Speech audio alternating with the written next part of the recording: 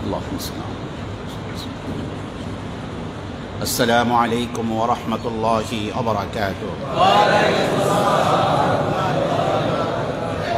الحمد لله رب العالمين، والصلاة والسلام على خاتم الأنبياء والمرسلين وعلى آله وأصحابه أجمعين ومن استنى بسننه إلى يوم الدين وعلينا معهم يا أرحم الراحمين. أما بعد، قال الله سبحانه وتعالى: وما هذه الحياة الدنيا إلا لهو ولعب وإن الدار الآخرة لهي الحيوان لو كانوا يعلمون. وقال تعالى: يا أيها الذين آمنوا اتقوا الله ولتنظر نفس ما قدمت لغد واتقوا الله إن الله خبير بما تعملون.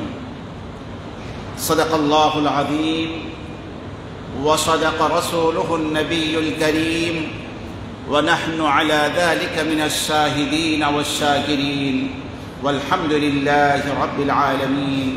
سبحانك لا علم لنا إلا ما علمتنا إنك أنت العليم الحكيم. اللهم صل على محمد وعلى آل محمد كما صليت وسلمت وباركت على إبراهيم وعلى آل إبراهيم إنك حميد مجيد. اللهم بارك على محمد وعلى آل محمد كما باركت على إبراهيم وعلى آل إبراهيم إنك حميد مجيد. حسبنا الله ونعم الوكيل، نعم المولى ونعم النصير، وأفوض أمري إلى الله إن الله بصير بالعباد. رب اشرح لي صدري ويسر لي أمري واحلل عقدة من লিসানি يفقهু قولي. সর্বপ্রথম আমরা আল্লাহ সুবহানাহু ওয়া তাআলার আজিমুশ-শান দরবারে অসংখ্য শুকর এবং সাজুদ পেশ করছি যে মহান রব আপনাকে আমাকে সুস্থ সবল অবস্থায় রেখেছেন এবং 1445 হিজরির সর্বশেষ জুমায় অংশগ্রহণ করার তৌফিক এনায়েত করেছেন। এই জন্য অন্তরের অন্তঃস্থল থেকে কালিমাতুশ শুকর আদায় করে আমরা সকলেই পড়ছি আলহামদুলিল্লাহ। অসংখ্য দরুদ এবং সালামের হাদিয়া পেশ করছি আপনার আমার প্রিয় নবী, বিশ্ব নবী, বিশ্ব মানবতার মহানবী, সরকারে কায়নাত, সৈয়দুল মুরসালিন, ইমামুল আম্বিয়া ওয়াল মুরসালিন, খাতামুন নবিয়্যিন, জনাবে মুহাম্মদুর রাসূলুল্লাহ সাল্লাল্লাহু আলাইহি ওয়াসাল্লামের পবিত্র রূহের উপরে। সম্মানিত দিনদার পরহেজগার মুসল্লি ভাই এবং বোনেরা, আজ 28শে জিলহজ 1445 হিজরি। আজকে এই হিজরি সনের সর্বশেষ জুমা, যেই হিসাব মতেই ইসলামের সমস্ত কিছু চলে।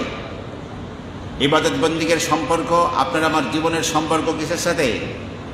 হিজরি সনের সাথে। এই জন্য আজকের খুতবার আলোচ্য বিষয় হলো হিজরি সনের বিদায় এবং নতুন বছরের আগমন। এখানে আপনার আমার জন্য কি মন মানসিকতা লালন করা উচিত, আপনার আমার কি করণীয় উচিত, সে বিষয় নিয়ে আলোচনা থাকবে। ওমা তৌফিকি ইল্লা বিল্লাহ আলাইহি তাওয়াক্কালতু ওয়া ইলাইহি উনীব। আমার প্রিয় ভাইরা, কিয়ামতের পূর্বে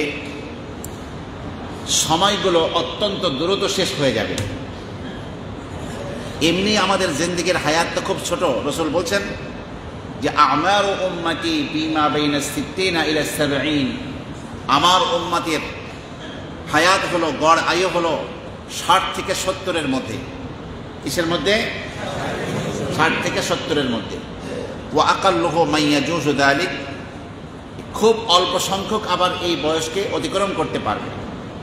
অর্থাৎ সবাই যে 60-70 বছর হায়াত পাবে এটা জরুরি নয়। কেউ 30, কেউ 40, কেউ ছোটবেলায়, কেউ 50-এর পরে তো ঘন ঘনই মারা যায়। খুব স্বল্প সংখ্যক মানুষই এই বয়সকে অতিক্রম করতে পারবে। এমনি আমাদের হায়াতের পরিধি কম, তারপরে আবার সময়গুলো দ্রুত ফুরিয়ে যাবে। রাসূলুল্লাহ সাল্লাল্লাহু আলাইহি ওয়াসাল্লাম ইরশাদ করেছেন, হযরত আনাস থেকে বর্ণিত হাদিস, তিরমিজি এবং মুসনাদে আহমদের হাদিস, যে লা তাকুমুস সাআতু হাত্তা ইয়াতাকারাবুজ জামান, কিয়ামত ততক্ষণ কায়েম হবে না যতক্ষণ সময়গুলো দ্রুত ফুরিয়ে যাওয়ার মতো অবস্থা সৃষ্টি না হবে। ফাতাকুনুস সানাতু কাশ-শাহরি, বছর যাবে মাসের মতো। ওয়াশ-শাহরু কাল-জুমআ, মাস যাবে সপ্তাহের মতো। ওয়া তাকুনুল জুমআতু কাল-ইয়াওমি, সপ্তাহ যাবে দিনের মতো, দিন যাবে ঘন্টার মতো, আর ঘন্টা যাবে কোনো পাথরে ঘর্ষণ দিয়ে বা দিয়াশলাইয়ের আঘাত করে একটা আগুন জ্বালাতে যতটুকু সময়, ঘন্টা তত দ্রুত শেষ হয়ে যাবে। লক্ষ্য করে দেখুন, এই সেদিন আপনার আমার সামনে পবিত্র রমজান মাস আসলো, দেখতে দেখতে এই স্বপ্নের মতো এই সোনালী অধ্যায়গুলো জীবনের, রমজান মাস আমাদের কাছ থেকে বিদায় নিয়ে চলে গিয়েছে। রমজানের পরে আমরা শাওয়াল মাসের 6 রোজা রেখেছি, শাওয়াল মাস শেষ হয়ে গিয়েছে, জিলকদ মাস শেষ হয়ে গিয়েছে, জিলহজের আজকে পবিত্র হজের মৌসুম এসে হাজী সাহেবানরাও বাড়িতে প্রায় পৌঁছে গেছেন, অল্প যারা বাকি আছেন অল্প দিনের মধ্যে পৌঁছে যাবেন। তো কত দ্রুত সময়গুলো চলে যাচ্ছে, মনে হচ্ছে স্বপ্ন আপনার আমার জীবনে। আমার প্রিয় ভাইরা, এভাবেই আপনার আমার জীবন থেকে মাসের পরে মাস হারিয়ে যায়, বছরের পরে বছর হারিয়ে যায়। আপনি আমি অতি দ্রুতই কবরের গর্তের দিকে এগিয়ে যাচ্ছি, যেখানে সর্বশেষ যে লোকটি মৃত্যুবরণ করবে কমস কম 40,000 বছর কবরের মাটিতে ঘুমাবে। কত বছর? সেই কবরের গর্তের দিকে দ্রুত আপনি আমি কিন্তু কি হচ্ছে, এগিয়ে যাচ্ছি। কিন্তু আপনার আমার গাফলাতের ঘুম ভাঙছে না, এখনো দুনিয়ার মহাব্বত ত্যাগ করার, আখিরাতের প্রতি আকৃষ্ট হওয়ার মন মানসিকতা তৈরি হচ্ছে না। বাড়ি করবো আর আরামে ঘুমাবো, কবরের 40,000 বছর কবরের মাটিতে কি করে ঘুমাবো সেই ফিকির এখনো তৈরি হচ্ছে না। গাফলাতের মধ্যে আপনি আমি আছি। কত বছর বাঁচবো আপনি আমি? 60, 70 বা 80 বা 90, ধরুন 100 বা 150 বছরে বাঁচলেন। এখন তো 150 বছর বাঁচার মানুষ গোটা পৃথিবীতে 4-5 জন হবে না। তারপরেও কি এই 150-200 বছর কোনো হায়াতি না? মহাকালের তুলনায়, পরকালের অনন্তকালের তুলনায় এটা কোনো জীবনই না। এই পৃথিবীতে সবচেয়ে দীর্ঘজীবী নবী ছিলেন হযরত নূহ আলাইহিস সালাতু ওয়াস সালাম। কে ছিলেন? নূহ আলাইহিস সালাতু ওয়াস সালাম। তিনি শুধু তার উম্মতের মাঝে থেকে দাওয়াতি কাজ করেছেন 950 বছর। কত বছর? সরাসরি কোরআনে আছে। সেই নবীকে জিজ্ঞাসা করা হয়েছিল মৃত্যু পরবর্তী জীবনে যে আপনি দুনিয়ার এই দীর্ঘ জীবনকে কেমন পেয়েছেন? তিনি বললেন, দুনিয়ার জীবনকে পেয়েছি একটা ঘরের মতো। কিসের মতো? যেই ঘরের 2টি দরজা আছে। যেই ঘরের কি আছে? 2টি দরজা আছে। দাখালতু মিন আহাদিহিমা ওয়া খারাজতু মিনাল আখার। আমি সেই ঘরের এক দরজা দিয়ে ঢুকলাম আর এক দরজা দিয়ে বের হলাম, এতটুকুন মনে হয়েছে দুনিয়ার জীবন।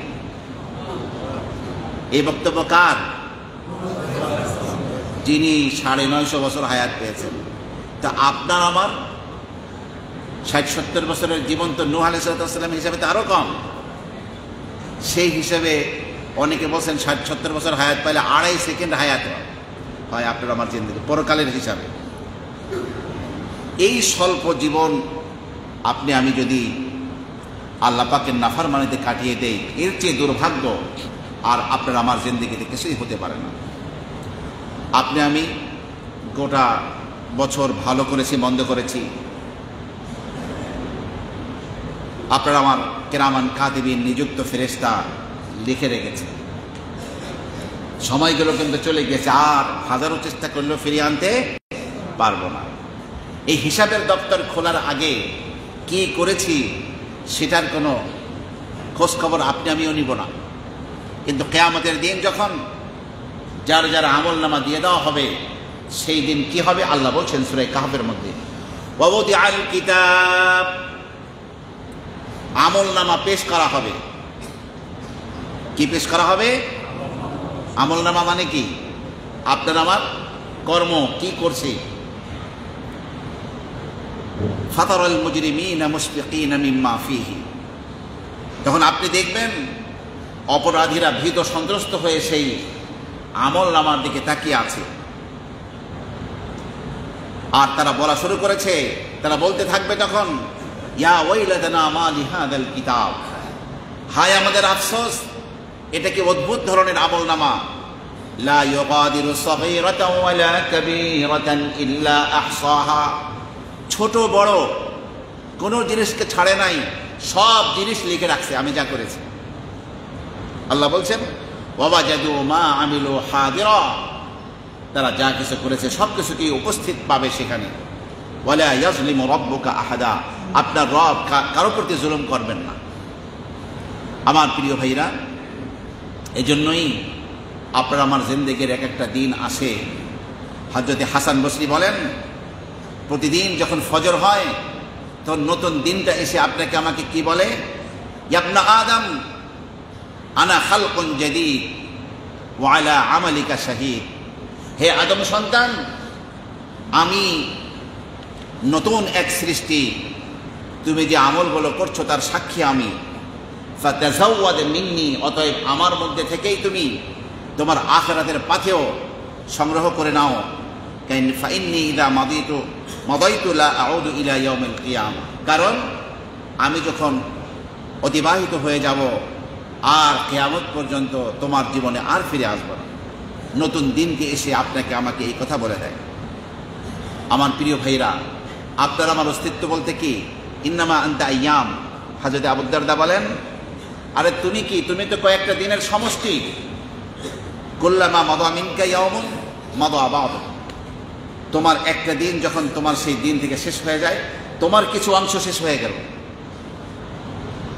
আমার প্রিয় ভাইরা, সালফে সালেহিনদের পূর্বসূরীদের কিতাবের মধ্যে লেখা আছে যে আল্লাহর পক্ষ থেকে প্রতিদিন এক ঘোষক এই মর্মে ঘোষণা দিয়ে বলতে থাকে, আবনাউল খামসিন, হে 50 বছরের নারী পুরুষ, তোমরা তো এই অবস্থায় রয়েছ যে জারউন দানা হাসাদুহু, যে তোমরা হলে একটা ফসল, যেই ফসল কাটার সময় হয়ে গিয়েছে। আবনাউস সিত্তিন, হে 60-70 বছরের নারী পুরুষ, হালুম্মু ইলাল হিসাব, তোমরা হিসাব নিকাশের দিকে এগিয়ে আসো। হে 70 বছরের নারী পুরুষ, তোমরা তোমাদের পরবর্তীর জন্য কি রেখে গিয়েছ আর ভবিষ্যতের জন্য তোমরা কি পাঠিয়েছ। আবনাউস সামানিন, হে 80 বছরের নারী পুরুষ, লা উযরা লাকুম, তোমাদের জন্য কোনো ওজর নেই, তোমাদের জিন্দেগি তো শেষ হয়ে গিয়েছে। আমার প্রিয় ভাইরা, এই জন্যই দুনিয়ার এই ক্ষণস্থায়ী জীবন এত ছোট। এই জন্য এখানে জীবনযাপন কী করে করতে হবে, রাসূলুল্লাহ সাল্লাল্লাহু আলাইহি ওয়াসাল্লাম হযরতে ওমর ইবনে খাত্তাব রাদিয়াল্লাহু আনহুর কাঁধে হাত রেখে বলেছিলেন, কুন ফিদ দুনিয়া কাআন্নাকা গরীবুন আও আবিরুস সাবিল, যে তুমি দুনিয়ায় এভাবে জীবনযাপন করো কেমন যেন তুমি একজন ভিনদেশী মুসাফির, আও আবিরুস সাবিল, অথবা একজন অবিশ্রান্ত পথচারী। তুমি এইভাবে পারলে দুনিয়ার জীবনযাপন করো। এই জন্যই ইবনে ওমর নিজেই বলেছেন, কোনো দিনের সকাল হলে বলতেন, ইদা আসবাহতা ফালা তান্তাজিরিল মাসা, সকালবেলা ঘুম থেকে ওঠার পরে এই আশা করো না যে তুমি বিকালটা পর্যন্ত হায়াত পাবে, আবার বিকাল পেয়েছো এই আশা করো না রাতটা তুমি পার করতে পারবে, তোমার হায়াত অতক্ষণ যাবে, এই আশা করো না তুমি। আমার প্রিয় ভাইরা, রাসূলুল্লাহ সাল্লাল্লাহু আলাইহি ওয়াসাল্লাম এই জন্য আমাদেরকে শুনিয়েছেন, নি'মাতানি মাকবুনুন ফীহিমা কাসীরুম মিনান নাস, দুটি নিয়ামত এমন আছে যে দুটি নিয়ামত পেয়ে মানুষ বড় অবমূল্যায়ন করে, যেই দুটি নিয়ামতের মানুষ দাম দেয় না। একটি হলো আসিহা, সুস্থতা, আরেকটি হলো ওয়াল ফারাগ, এবং অবসর। সুস্থতার সময় মানুষ হেলায় নষ্ট করে দেয়, ওয়াল ফারাগ, এবং অবসর সময়কেও মানুষ নষ্ট করে ফেলে। আমার প্রিয় ভাইরা, এই জন্য রাসূলুল্লাহ সাল্লাল্লাহু আলাইহি ওয়াসাল্লাম মুসনাদে হাকিমের হাদিস, রাসূলুল্লাহ সাল্লাল্লাহু আলাইহি ওয়াসাল্লাম ইরশাদ করেছেন, ইগতানিম খামসান ক্বাবলা খামসিন, 5টি বিষয়ের পূর্বে 5টি জিনিসকে তুমি মূল্যায়ন করবে। কয়টি জিনিসকে? 5টি জিনিসকে। শাবাবাকা ক্বাবলা হারামিক, তোমার যৌবনকালকে মূল্যায়ন করবে বার্ধক্য এসে হানা দেওয়ার পূর্বে। যুবক আছো, সব কাজ করতে পারবো, সুস্থ স্বাস্থ্য আছে, তোমার যৌবনকাল আছে, শক্তি আছে। এক সময় তোমার মনে চাবে ইবাদত বন্দেগী করতে, কিন্তু তোমার স্বাস্থ্য কুলাবে না। ওয়াসিহহাতাকা ক্বাবলা সাকামিক, তোমার সুস্থতাকে তুমি মূল্যায়ন করো ক্বাবলা সাকামিক, অসুস্থতায় পড়ার পূর্বে। আজকে আমরা সুস্থ আছি বলেই মসজিদে এসে নামাজ পড়তে পেরেছি। অসুস্থ থাকলে হয় হাসপাতালের বেড, না হলে বাড়িতে, জুমার মসজিদে আসতে পারতাম না। সুস্থতার সময়গুলোকে রাসূল মূল্যায়ন করতে বলেছেন। ওয়া গিনাকা ক্বাবলা ফাকরিক, তোমার সচ্ছলতাকে মূল্যায়ন করো চরম দরিদ্রতার কষাঘাতে জর্জরিত হওয়ার পূর্বে। মানুষ যখন স্বাচ্ছন্দ্যে থাকে অনেক কাজ তার জন্য সহজ হয়, কিন্তু চরম দরিদ্র হয়ে গেলে তার কামাই রুজি করতে করতে এমন অবস্থা হয় যে সে 2 রাকাত নামাজ পড়ার সময়ও পায় না। সে ওয়া ফারাগাকা ক্বাবলা শুগলিক, তোমার অবসর সময়কে মূল্যায়ন করো ব্যস্ত হয়ে যাওয়ার পূর্বে। ওয়া হায়াতাকা ক্বাবলা মাউতিক, তোমার জীবদ্দশার সময়গুলোকে মূল্যায়ন করো মৃত্যু এসে হানা দেওয়ার পূর্বে। আমার প্রিয় ভাইরা, এই জন্য আল্লাহর নবীর প্রতিটি কথা স্মরণের চেয়ে হাজারো কোটি গুণ বেশি মূল্য দিয়ে আমাদের শুনতে হবে এবং হৃদয় লালন করতে হবে। রাসূল বলেন, আল কাইয়িস, এই পৃথিবীতে বহু মানুষ আছে, কিন্তু সবচেয়ে বিচক্ষণ, সবচেয়ে বুদ্ধিমান কোন ব্যক্তি? মান দানা নাফসাহু ওয়া আমিলা লিমা বা'দাল মাউত, যে নিজের সত্তাকে, নিজের নফসকে, প্রবৃত্তিকে অবদমিত করে রাখে এবং আখিরাতের জন্য কাজ করে। ওয়াল আজিজ, এবং ওই ব্যক্তি হলো নির্বোধ, যে মনে যা চায় তাই করে, কিন্তু ওয়া তামান্না আলাল্লাহ, আল্লাহর ব্যাপারে বড় বড় আশা করে, আল্লাহ আমাকে এই নিয়ামত দিবেন, এই নিয়ামত দিবেন, কিন্তু কাজ করে কি? সম্পূর্ণ উল্টা কাজ করে, আল্লাহর নাফরমানি, কিন্তু আল্লাহর কাছে চাই কি? অনেক বেশি। এই জন্যই আমার প্রিয় ভাইরা, হযরতে ফুদাইল ইবনে ইয়াজ বলেছেন যে যদি দুনিয়া স্বর্ণের হতো কিন্তু ক্ষণস্থায়ী, আর আখিরাত যদি মাটি দিয়ে তৈরি করা কোনো পাত্র ভেঙে ফেললে যে টুকরাগুলো হয় তাকে চারা বলে, আখিরাতের জীবন যদি হয় চারা এবং সেটা চিরস্থায়ী, তবুও মানুষের, মেধাবী মানুষের এটাই উচিত যে ক্ষণস্থায়ী স্বর্ণ গ্রহণ না করে চিরস্থায়ী চারাকে সে গ্রহণ করবে। কিন্তু ব্যাপারটা তো উল্টা, গোটা পৃথিবীর কোনো মূল্য আল্লাহ পাকের কাছে নাই, দুনিয়ার কোনো মূল্য আল্লাহ পাকের কাছে নাই, একমাত্র মূল্য রয়েছে আল্লাহ পাকের কাছে আখিরাতের। আমার প্রিয় ভাইরা, দুনিয়া যে এত নোংরা জায়গা, তাফসীরের মধ্যে লেখা আছে, আপনার আমার আদি মাতা পিতা আদম এবং হাওয়া জান্নাত থেকে যখন পৃথিবীতে এসেছিলেন, তখন জান্নাতের পরিবেশটাই হলো অত্যন্ত সুন্দর একটা সুঘ্রাণ, চমৎকার আনন্দময় একটা জায়গা। সেখান থেকে প্রতি দুর্গন্ধময় দুনিয়ায় যখন তারা আসলেন, জান্নাতের সুঘ্রাণ হারিয়ে ফেললেন, দুনিয়ার দুর্গন্ধে পড়ে গেলেন। দুনিয়ার দুর্গন্ধ নাকে আসার পরে 40 দিন তারা দুনিয়াতে বেহুশ হয়েছিলেন। কয়দিন? তো যার দুর্গন্ধে 40 দিন বেহুশ হয়ে থাকে, সেটাকে খুব ভালো জায়গা?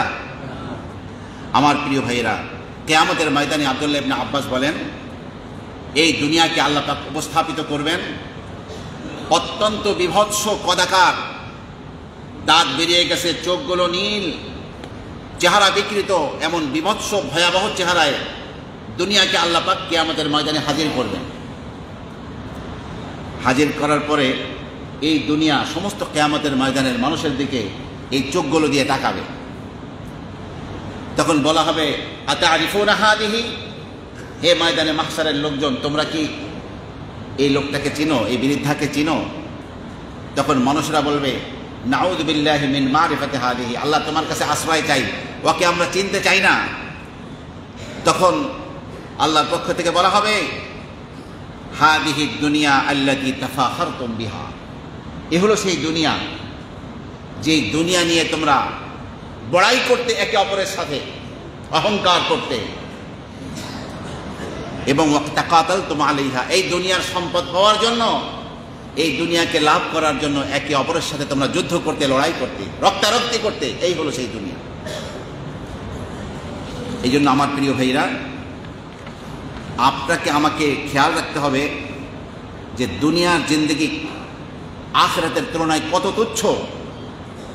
রাসূলুল্লাহ সাল্লাল্লাহু আলাইহি ওয়াসাল্লাম ইরশাদ করেছেন যে ওয়াল্লাহি মাদ দুনিয়া ফিল আখিরা, আল্লাহর কসম, আখিরাতের তুলনায় দুনিয়ার জীবন এত ক্ষুদ্র যে তোমাদের কেউ মহাসাগরের পাড়ে দাঁড়িয়ে সেই সাগরের পানির মধ্যে তার আঙ্গুলটিকে চুবিয়ে দেয়, ফালিয়ানজুর বিমা ইয়ারজিউ, আঙ্গুলটা উঠিয়ে তাকিয়ে দেখে তার আঙ্গুলের মাথায় কতটুকুন পানি এসেছে। আঙ্গুলের মাথায় যতটুকুন পানি এসেছে, এতটুকুন পানি হলো দুনিয়ার এই ক্ষণস্থায়ী জীবন। আর এই মহাসাগরের বিশাল পানি, বিশাল জলরাশি, এটা হলো আখিরাতের জীবন। আচ্ছা বলুন, এই পানির ফোঁটা জীবনকে নির্মাণের জন্য আখিরাতের জীবনকে যারা ধ্বংস করে, তারা কি বুদ্ধিমান না নির্বোধ? তারা আমরা কি সে নির্বোধ হব না বুদ্ধিমান হওয়ার চেষ্টা করব? আল্লাহ পাক আমাদেরকে বুদ্ধিমান হওয়ার তৌফিক দান করুন। আমার প্রিয় ভাইরা, রাসূল সাল্লাল্লাহু আলাইহি ওয়াসাল্লাম নিজেই দোয়ার মধ্যে বলতেন, আল্লাহুম্মা ইন্নী আউযু বিকা মিন দুনিয়া তামনাউ খায়রাল আখিরা, আল্লাহ ওই দুনিয়া থেকে আপনার কাছে পানা চাই যেই দুনিয়া আমাদের আখিরাতের কল্যাণ থেকে বঞ্চিত করে। কারণ দুনিয়া এবং আখিরাত এরা পরস্পর সতীনের মতো। সতীন চিনেন? এই আল্লাহর বান্দারা সতীন চিনেন? সতীন কারে বলে? কোন লোকের যদি দুই স্ত্রী থাকে, তারা পরস্পর কি, আরবিতে বলে দররা, মানে একে অপরের ক্ষতি সাধন করার চেষ্টা করে। তো হযরত ওয়াহাব ইবনে মুনাব্বা বলেন, দুনিয়া এবং আখিরাত 100% তুমি দুইটা হাসিল করবা, এটা সম্ভব না, এটা পাগলামি। এরা হলো দুইটা সতীনের মতো।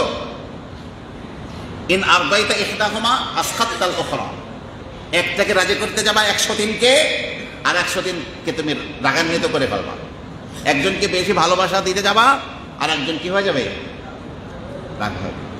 হামি দুনিয়া খাই হো আমদি ওদো এ খেয়াল আসতো মাহাল আসতো অজনো, শতভাগ তুমি দুনিয়া অর্জন করবে আর শতভাগ আখিরাত অর্জন করবে, এটা হবে না। এক হাদিসে রাসূল নিজেই বলেছেন, মান আরাদা দুনিয়াহু আদাররা বিআখিরাতিহি, যে ব্যক্তি তার দুনিয়া চায় তার আখিরাতকে ক্ষতি করে, আর যে আখিরাত চায় সে তার দুনিয়াকে কিছু কিছু ক্ষতি করে। এখন কোনটা গ্রহণ করতে হবে? রাসূল, আপনার আমার পরম হিতাকাঙ্ক্ষী রাসূল বলেন, ফাআতিরু মা ইয়াবকা আলা মা ইয়াফনা, ক্ষণস্থায়ী জীবনের উপরে তোমরা চিরস্থায়ী জগৎ আখিরাতের জগৎকে প্রাধান্য দাও। আমার প্রিয় ভাইরা, রাসূলুল্লাহ সাল্লাল্লাহু আলাইহি ওয়াসাল্লাম একবার বর্তমানে মদিনা থেকে যদি কেউ মক্কা মুকাররমায় হজ বা উমরা করতে আসে, উমরার সফরে আসার সময় তাদেরকে ইহরাম বাঁধতে হয় যেই জায়গায়, তার নাম হলো জুল হুলাইফা, আর এক নাম হলো বীর আলী। মদিনার থেকে অল্প একটু বেরিয়েই এই বিশাল মসজিদটি পড়ে। আপনারা যারা হজ উমরায় গিয়েছেন তারা জানেন। আল্লাহর নবী সাহাবা একরামকে নিয়ে হাঁটতে হাঁটতে সেই জুল হুলাইফায় আসলেন। এসে দেখলেন জুল হুলাইফার রাস্তার পাশে একটা ছাগলের বাচ্চা মরে আছে। কিসের বাচ্চা? ছাগলের বাচ্চা। বাচ্চাটা মরে বাড়িওয়ালারা ফেলে দিয়েছে। রাসূলুল্লাহ সাল্লাল্লাহু আলাইহি ওয়াসাল্লাম বললেন, আচ্ছা আমার কাছ থেকে এই ছাগলের বাচ্চাটা 1 টাকা দিয়ে কে কিনবে? কে কিনতে চাবে? রাসূল বলেন, কেউ কিনবে না ইয়া রাসূলুল্লাহ এটাকে। তখন রাসূল সাল্লাল্লাহু আলাইহি ওয়াসাল্লাম বলেন যে মালিকের কাছে অত্যন্ত তুচ্ছ বলেই, মূল্যহীন বলেই মালিক কি করেছে? তাকে ফেলে দিয়েছে। লাদ দুনিয়া আহওয়ানু আলাল্লাহি মিন হাদা আলাইকুম, তোমাদের কাছে যেমন এই ছাগলের মৃত বাচ্চাটি তুচ্ছ, আল্লাহ পাকের কাছে এই দুনিয়াটা তার থেকেও তুচ্ছ। এই জন্য রাসূল বলেন, লাউ তা'দিলু দুনিয়া ইনদাল্লাহি জানাহা বাউদা আল্লাহ পাকের কাছে এই গোটা পৃথিবীর মূল্য যদি একটা মশার দানা পরিমাণ মূল্য হতো, লামা সাকা কাফিরাম মিনহা শারবাতা মাইন, কোনো কাফেরকে এক গ্লাস পানি খাওয়ার সুযোগ আল্লাহ পাক দিতেন না। আল্লাহ পাকের কাছে দুনিয়া একটা মশার দানার চেয়েও তুচ্ছ। যেই জিনিসটি পাওয়ার জন্য আপনি আমি লালায়িত, তার অবস্থা হলো এই জন্য ওই জান্নাত লাভের জন্য যারা চাবে, খাঁটি মুমিন, খাঁটি ইমানদার, রাসূল বলেন আদ দুনিয়া সিজনুল মুমিন, সেই ইমানদারদের জন্য দুনিয়াটা হলো জেলখানা। দুনিয়াটা কি? জেলখানা। ও জান্নাতুল কাফির, আর কাফেরের জন্য দুনিয়াটা হলো বেহেশত। তার যা কিছু দরকার, ভোগ বিলাস করা, অন্যায় কাজ করা, সব দুনিয়ায় করে নেয়, কারণ পরকাল বলতে তার কিছু নাই। আমার প্রিয় ভাইরা, আজকে এই দুনিয়ায় 1,24,000 পয়গম্বর আপনারা আমার সামনে পৃথিবীতে এসেছিলেন। 1,24,000 পয়গম্বরের দাওয়াতের সার নির্যাস বক্তব্য কি ছিল? আমার প্রিয় ভাইরা, যদি আমরা তাকাই দেখতে পাবো, সমস্ত নবীদের মূল কথা ছিল, হে পৃথিবীর মানুষ, হে পৃথিবীর নারী পুরুষ, দুনিয়া অত্যন্ত তুচ্ছ, আখিরাত হলো আসল। খবরদার এই দুনিয়ার ফেতনায় পড়ে, কিন্তু দুনিয়ার চাকচিক্যে পড়ে আখিরাতকে তোমরা ধ্বংস করে দিও না। এই বক্তব্যটা হলো 1,24,000 পয়গম্বরের দাওয়াতের সার নির্যাস বক্তব্য। আমার প্রিয় ভাইরা, এই জন্য রাসূলুল্লাহ সাল্লাল্লাহু আলাইহি ওয়াসাল্লাম বলেন, আদম সন্তানের জন্য এই তিনটা জিনিস তো দুনিয়ায় যথেষ্ট। একটা ছোট্ট ঘর থাকবে, যেই ঘরে সে বসবাস করবে বাচ্চা কাচ্চা নিয়ে, আর এক টুকরা কাপড় থাকবে যেটা তার লজ্জাস্থানকে ঢাকবে, আর এক টুকরা রুটি আর একটু পানি থাকবে সেটা যে খাবে, এটাই তো যথেষ্ট। এই পৃথিবীর চরম বুদ্ধিমানের মধ্যে একজন ছিলেন লোকমান হাকিম। কোরআনে কারিমে যার নামে একটা সূরা আছে, সূরা লোকমান। লোকমান হাকিমের ঘরটা একেবারে নড়বড়ে ছিল, বাতাস আসলেই পড়ে যেত। তখন জিজ্ঞাসা করা হলো যে, লোকমান হাকিম, আপনার বাড়িটা এত নড়বড়ে, মাকড়সার জালের মতোই মনে হচ্ছে, এমনটি কেন? তখন তিনি বলেছেন, হাযা কাসীরুন লিমান ইয়ামুত, আজ বাদে কাল যে লোকটি মৃত্যুবরণ করবে তার জন্য এটাই তো বেশি, এর চেয়ে আর বেশি দরকার কি? আপনার আমার নবী পৃথিবীর সবচেয়ে বুদ্ধিমান ব্যক্তি, পৃথিবীর সবচেয়ে বিচক্ষণ ব্যক্তি, আল্লাহ পাকের সর্বশ্রেষ্ঠ প্রিয় সৃষ্টি। কোনো নবী রাসূল, কোনো ফেরেশতাও আল্লাহ পাকের কাছে এত প্রিয় ছিল না আপনার আমার নবী যতটা প্রিয় ছিলেন। সেই নবীকে আল্লাহর পক্ষ থেকে প্রস্তাব দেওয়া হলো, ইয়া রাসূলুল্লাহ, আপনি চাইলে মক্কা মুকাররমার প্রতিটি পাথর কণাকে আপনার জন্য স্বর্ণ বানিয়ে দেওয়া হবে। আপনারা জানেন, মক্কা মুকাররমা হলো পৃথিবীর ভূভাগের অনেক উচ্চতায় অবস্থিত। বাংলাদেশ থেকে 9 মাইল উঁচু মক্কা মুকাররমা। এই মক্কা মুকাররমা শুধু পাহাড় আর পাহাড়, আর পাহাড় থাকলে সেখানে পাথর কণার কোনো শেষ নাই। সমস্ত পাহাড়গুলোই পাথর কণায় পরিপূর্ণ। এইগুলো যদি সব স্বর্ণ হয়ে যেত, তাহলে আল্লাহর নবী সহ উম্মতের আর কিয়ামত পর্যন্ত আর কিছুই লাগতো না। কিন্তু রাসূলুল্লাহ সাল্লাল্লাহু আলাইহি ওয়াসাল্লাম সেটাকে গ্রহণ করেননি। বলছেন, লা ইয়া রাব, হে আল্লাহ, তুমি মক্কা মুকাররমার সমস্ত পাথর কণাকে আমার জন্য স্বর্ণ বানিয়ে দেবে। হে আমার রব, আমি এই জিন্দেগি চাই না। আমি চাই এমন এক জিন্দেগি আমাকে, আমার পরিবারকে তুমি দিবে, একবেলা খাবো, হ্যাঁ, তো শুকরিয়া আদায় করব, তোমার প্রশংসা জ্ঞাপন করব, আর একবেলা খাবো না তো কি করব? সবর করব এবং তোমার কাছে কান্নাকাটি করব। আয় আল্লাহ, তুমি মুহাম্মাদের পরিবারকে কোনো রকম জীবন ধারণের সামান্য কিছু খাবার দান করো। রাসূলকে এই সিদ্ধান্ত নিয়ে ভুল করেছেন না সঠিক কাজ করেছেন? দুনিয়াকে বেশি ধরতে গেলেই দেখবেন আখিরাতের ক্ষতি হয়ে যায়। রাসূলুল্লাহ সাল্লাল্লাহু আলাইহি আব্দুল্লাহ ইবনে ওমর বলেন, একবার আল্লাহর নবীর সামনে এক লোক পেট পুরে খাবার খেয়ে আসছে, বাসা থেকে ঢেকুর তুলছে। ঢেকুর তুলে কখন মানুষ ভাই? খালি পেটে কি ঢেকুর আছে? ঢেকুর তো ভালো করে পেট ভরে খেলেই হ্যাঁ ঢেকুর আসে। আল্লাহর নবী সাল্লাল্লাহু আলাইহি ওয়াসাল্লাম বললেন, আকসির আন্না জুসাক, এই ভাই, আমাদের সামনে এইভাবে ঢেকুর কম তোলো। মনে রেখো, ফাইন্না আতওয়ালুন নাসি জুআন ইয়াউমাল কিয়ামাতি আতওয়ালুহুম সাবআন ফিদ দুনিয়া। দুনিয়ায় যে ব্যক্তি যত বেশি পেট পুড়ে খাবে, যত বেশি ভোগ বিলাস করবে, কিয়ামতের দিন পরকালে সে তত বেশি অভুক্ত, তত বেশি ক্ষুধার্ত থাকবে। দুনিয়ার জিন্দেগিকে তারা পরিপূর্ণ করতে চায়, এই হাদিস তাদের জন্য অত্যন্ত গুরুত্বপূর্ণ। আমার প্রিয় ভাইরা, রাসূলুল্লাহ সাল্লাল্লাহু আলাইহি ওয়াসাল্লাম বলেন, ইন্না লিকুল্লি উম্মাতিন ফিতনা, প্রত্যেক উম্মতের জন্য একটা ফিতনা আছে। আর আমার উম্মতের ফিতনা হলো সম্পদ, টাকা পয়সা। এই টাকা পয়সা গ্রহণ করার আগে এতটুকু চিন্তা করে না যেটা হালাল না হারাম, এটা কি আমার জন্য জায়েজ না না জায়েজ।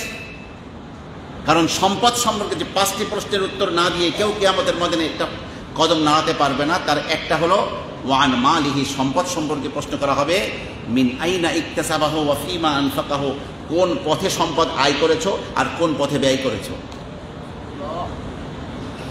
খবরদার ভাইরা আমার, 1 পয়সার দুর্নীতি করার কোনো সুযোগ নাই। দুর্নীতি করবেন তো আপনি র্যাবের চোখ ফাঁকি দিতে পারবেন, পুলিশের দুদকের চোখ ফাঁকি দিতে পারবেন, কিন্তু রবের চোখ ফাঁকি দেওয়া যাবে না। আপনি কার জন্য আপনি দুর্নীতি করবেন? আপনার সন্তান সন্ততি নাতিপতি এগুলো খাবে। আর আপনি যেহেতু উপার্জন অন্যায়ভাবে করেছিলেন, শাস্তি আপনাকেই ভোগ করতে হবে। আপনার 40,000 বছর কবরের জিন্দেগি পোকামাকড়ার সাপ বিচ্ছুর খোরাক হতে হবে, গুর্জোর খোরাক হতে হবে, এইভাবে কঠিন শাস্তি হবে। আর পরকাল তো আরো ভয়াবহ। শুধু কবরের জগতেই যে ভয়াবহ চিত্র আছে, ময়দানে মাহশারের ভয়াবহতা আছে, আর জাহান্নামের তো ব্যাপার আছে। এই জন্য শরীরের যে গোশত মাংস হারাম উপার্জন দিয়ে তৈরি হবে, রাসূল বলেন যে জাহান্নাম অপবিত্র মানুষের জায়গা। জাহান্নামের আগুনে পোড়া ছাড়া ওই নাপাক শরীর আল্লাহ পাকের পবিত্র জান্নাতে যাবে না। এই জন্য প্রতিটি পয়সা গ্রহণ করার আগে আপনাকে আমাকে 10 বার ভাবতে হবে যেটাকে আমি গ্রহণ করব কিনা, এটা আমার জন্য গ্রহণ করা ঠিক হবে কিনা। আপনার যদি বেতনের টাকায় আপনার না চলে, আপনি আল্লাহর কাছে কান্নাকাটি করেন, আল্লাহর কাছে চান। কিন্তু আপনি দুর্নীতি করবেন, মাসে আপনার বেতন 30,000 টাকা, আর আপনি ঘর ভাড়া দিয়ে ঢাকা শহরে থাকবেন 50,000 টাকা, ছেলে মেয়েকে প্রাইভেট বিশ্ববিদ্যালয়ে পড়াবেন, নর্থ সাউথে দামি বিশ্ববিদ্যালয়ে পড়াবেন, দেশ বিদেশে পড়াবেন, লক্ষ লক্ষ টাকা ব্যয় করবেন। আপনার এই টাকা কোত্থেকে আসবে? আপনি কি মনে করেছেন আজকে সবাইকে আপনি ফাঁকি দিয়ে দিলেন, আল্লাহ পাককেও ফাঁকি দিয়ে দেবেন? না ভাইরা আমার, জিন্দেগি ধ্বংস করা হবে তারা। আল্লাহ পাকের নাফরমানি, হারামে কখনো আরাম নাই, নাফরমানের মধ্যে কোনো আরাম নাই, অন্যায় পয়সার মধ্যে অন্যায়ের মধ্যে কোনো আরাম নাই। আল্লাহ পাকের হুকুম মতো বাস যা পাওয়া যায় সেটা দিয়েই কোনো রকম দিন গুজরান করার জন্য চেষ্টা করতে হবে। আমার প্রিয় ভাইরা, রাসূলুল্লাহ সাল্লাল্লাহু আলাইহি ওয়াসাল্লাম ইরশাদ করেছেন, ইন্নাল্লাহ আযজা ওয়া জাল্লা লাম ইয়াখলুক খালকান হুয়া আবগাদু ইলাইহি মিনাদ দুনিয়া।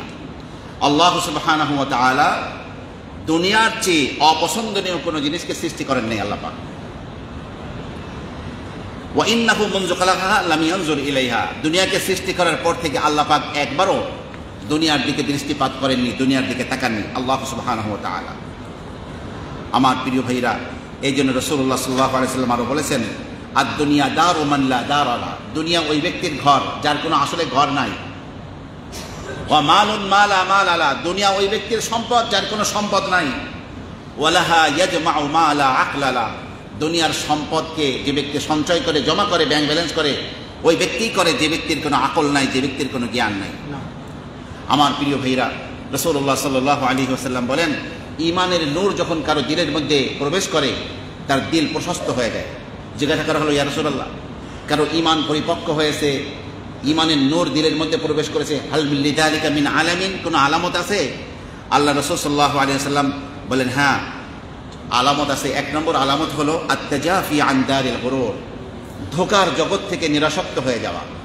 এই দুনিয়া ধোকার জায়গা, এই দুনিয়া ধোকার সদায়, এই দুনিয়ার প্রতি আকৃষ্ট না হওয়া।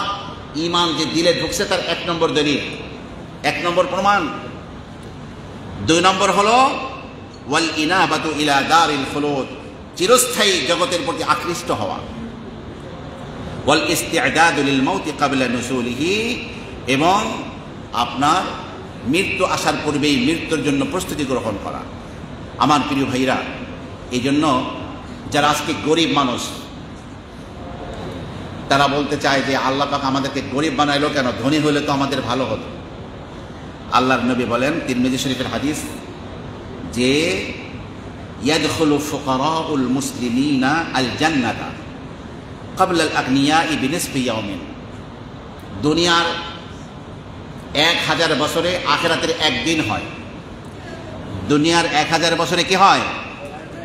আখিরাতের একদিন হয়। আল্লাহর নবী বলেন, গরিব মুসলমানরা বেহেশতে ধনীদের অর্ধদিন পূর্বে, অর্থাৎ পৃথিবীর 500 বছর, পৃথিবীর হিসাব মতো 500 বছর আগে কি করবে? আপনার দরিদ্র মুসলমানরা জান্নাতে প্রবেশ করবে। আসুন, আমাদের দুনিয়াকে এই তুচ্ছ মনে করার ব্যাপারে, এই বছরটি আমাদের থেকে হারিয়ে গেল। আজকে 28শে জিলহজ, মাত্র 2 দিন পরে কি হচ্ছে? আমাদের নতুন বছর মুহররম থেকে 1445 হিজরি চলছে, তো 1446 হিজরি সন শুরু হচ্ছে। এই বছরটায় আমাদের কি প্রত্যয় থাকবে, কি কি কাজ করব? 1 নম্বর হলো, দুনিয়াকে বড় কিছু মনে করে শুধু দুনিয়ার দিকে ফিকির করব, আখিরাত আর কবর আর হাসর আর পরকালকে ফিকির করব না, এমনকি না হয় জিন্দেগির গতি পরিবর্তন করে আপনাকে আমাকে আখিরাতমুখী হতে হবে। 1 নম্বর কি হতে হবে?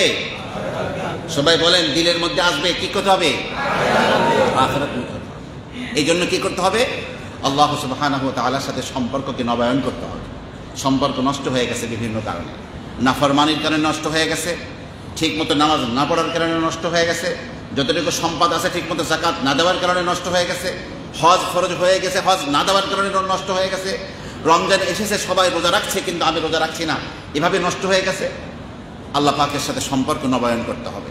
এর দ্বারা আল্লাহ পাকের সমস্ত হুকুমগুলো যথা নিয়মে যথা টাইমে আপনাকে আমাকে পালন করতে হবে। সময় মতো 5 ওয়াক্ত নামাজ পড়ে নিতে হবে। সময় মতো আপনাকে আমাকে তাহাজ্জুদের নামাজ, নফলের নামাজও বাড়িয়ে দিতে হবে।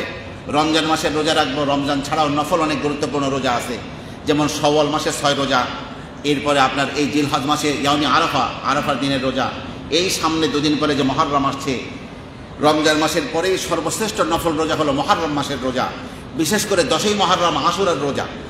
এইভাবে সারা বছর ব্যাপী কি আছে? রোজা আছে, সেগুলো আমরা পালন করব। যাদের উপরে হজ ফরজ হয়েছে, অনেকে খালি উমরা পালন করে, হজ করে না। না, আপনি হজের সফরে গেলেও কয়েকটা উমরা করতে পারবেন। এই জন্য খবরদার, হজ ফরজ হয়েছে হজ বাদ দিয়ে দিবেন এমনটি না হয়। কারণ যে ব্যক্তি, রাসূল বলছেন, হজের সক্ষমতা থাকতেও যে ব্যক্তি হজ পালন না করে আল্লাহর কাছে চলে গেল, সে ইহুদি হয়ে মারা যাক, খ্রিস্টান হয়ে মারা যাক, আল্লাহ পাকের কিছু যায় আসে না। অত্যন্ত কঠিন ধমকি রয়েছে। আমার প্রিয় ভাইরা, সবচেয়ে বড় কথা হলো, আল্লাহ পাক যে দিন দুনিয়ায় দিয়ে 1,24,000 পয়গম্বরকে পাঠিয়েছেন, একজন মুমিনের জিন্দেগিতে কি করা উচিত? সেই মুমিনের জিন্দেগিতে আল্লাহ সুবহানাহু ওয়া তাআলা এমন জিন্দেগি দিয়েছেন, সে ওই দিনকে কায়েম করার জন্য সে চেষ্টা করবে। 1 নম্বর কাজ। 2 নম্বর হলো, আল্লাহ পাকের সমস্ত মাখলুকের সাথে আপনার আমার সম্পর্ক নবায়ন করতে হবে। অর্থাৎ প্রত্যেকের হক ঠিকমতো আদায় করতে হবে। আপনার আমার স্ত্রীর হক আছে, মাতা পিতার হক আছে, সন্তান সন্ততির হক আছে, চতুর্পাশে রক্তের সম্পর্কের আত্মীয় স্বজনের হক আছে। প্রত্যেকের হক আদায় করতে হবে।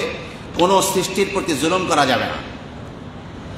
আমরা যেন পৃথিবীতে মানুষের জন্য রহমতের কারণ হই, মানুষের প্রতি আযাবের কারণ না হই, সেভাবে জীবনযাপন করতে হবে। এরপরে আমাদের আখলাকটা উত্তম হতে হবে। 1,24,000 পয়গম্বরের আখলাক, চরিত্র মাধুরী অত্যন্ত সুন্দর ছিল। তার থেকে সবচেয়ে বড় আখলাক এবং চরিত্রবান ব্যক্তিত্ব ছিলেন আপনার আমার প্রিয় নবী, বিশ্বনবী মুহাম্মদুর রাসূলুল্লাহ সাল্লাল্লাহু আলাইহি ওয়াসাল্লাম।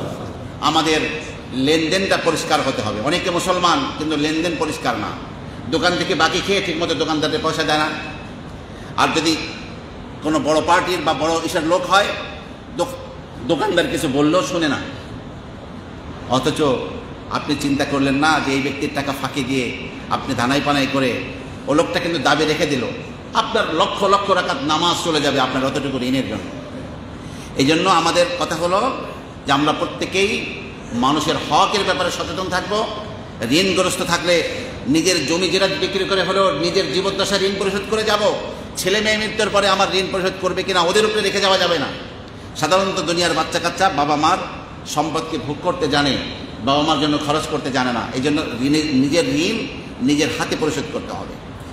আমার প্রিয় ভাইরা, তেমনিভাবে মানুষের যতগুলো হক আছে হকগুলো ঠিকমতো আদায় করতে হবে।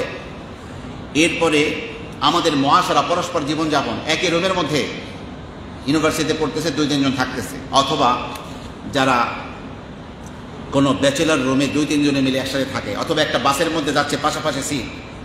এখানে মহাশারা হলো আমার চলাফেরায় যেন আমার যে ব্যক্তিটি পাশে আছেন তিনি যেন কোনো কষ্ট বোধ না করেন। মনে করুন ইউনিভার্সিটির ছাত্র, তার অনেক পড়াশোনা করা দরকার, কালকে পরীক্ষা, কিন্তু তার এক সাথী তার পাশের সিটে একই রুমে ঘুমাচ্ছে।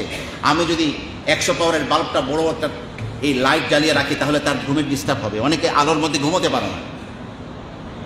আমাদের একটা কথা থাকবে যে রাত্র 11টা পর্যন্ত আলো জ্বলবে, এরপরে যদি কারো পড়তে হয় হয় রুমের বাইরে গিয়ে আলোতে গিয়ে পড়বে, অথবা ছোট্ট লাইট এমন ব্যবহার করবে যার দ্বারা শুধুমাত্র ওই বই এবং খাতার দিকে তার আলোটা পড়বে, আর পুরো রুম আলো হওয়া থেকে বেঁচে যাবে। তার মানে মুআশারাতটা এমন হতে হবে, চালচলন, যার দ্বারা আরেকজন মানুষের কোনো কষ্ট না হয়।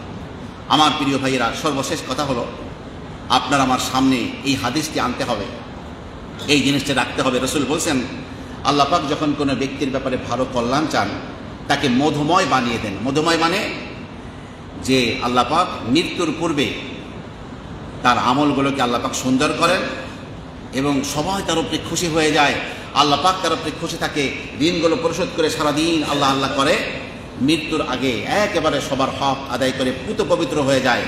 আপনার আমার সামনে এই হাদিসকে রাখতে হবে। আপনি আমিও মৃত্যুর পূর্বে জিন্দেগির অনেক ভুল ত্রুটি হয়ে গিয়েছে, এখন আমার কর্মকে সংশোধন করে পৌত পবিত্র হয়ে আল্লাহ সুবহানাহু ওয়া তাআলার কাছে যেতে হবে। হাফিজ ইবনুল কাইয়িম আল জাওজিয়া এই হাদিসের ব্যাখ্যায় বলছেন, অর্থাৎ তওবার দরজা খুলতে হবে।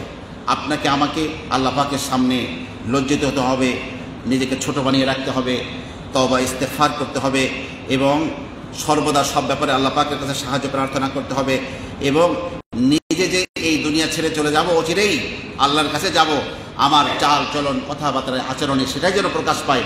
এরকম এক পবিত্র মুহূর্তে যদি আপনার আমার মৃত্যু এসে যায়, কারো মৃত্যু নামাজের সেজদা অবস্থায় আসে, কারো মুহূর্তে কারো মৃত্যু আসে আপনার বাইতুল্লাহ হজ করতে গেছে, গায়ে উমরার পোশাক, হজের পোশাক, সে ইহরাম অবস্থায় মৃত্যু হয়ে যায়, কত ভালো মৃত্যু আল্লাহ পাকের বান্দাদের হয়ে যায়। আল্লাহ পাক এই পুত পবিত্র মৃত্যু যাতে আমাদেরকে নসিব করেন, এরকম এই জিনিসগুলো আমাদের সামনে রাখতে হবে। এই জন্য আমরা আজকের এই হিজরি সনের সর্বশেষ খুতবায় দুনিয়াকে প্রাধান্য না দিয়ে আখিরাতের ফিকির আমরা বাড়িয়ে দেব, এবং আগামী বছর থেকে জীবনের নতুন অধ্যায় শুরু হবে, পুত পবিত্র জীবনধারা শুরু করব, সেইভাবেই আপনি আমি জিন্দেগি কাটাবার চেষ্টা করব। আল্লাহ সুবহানাহু ওয়া তাআলা আপনাকে আমাকে গোটা পৃথিবীর মুসলিম উম্মাহকে এই কথাগুলোর মর্ম সঠিকভাবে উপলব্ধি করে সেইভাবে জীবন ধারণের তৌফিক আল্লাহ পাক দান করুন। সকলে বলুন আমিন।